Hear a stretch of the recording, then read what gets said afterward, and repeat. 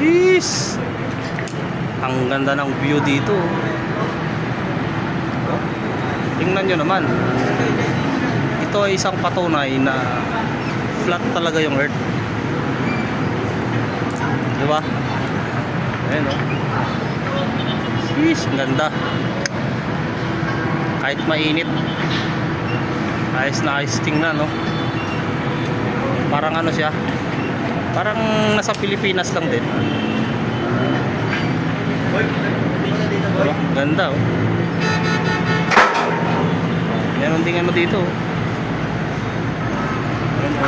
Meron din silang ano dito. Puso din pala dito yung ano, subway.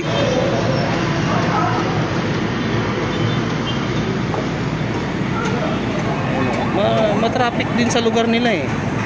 Parang Pilipinas lang din talaga.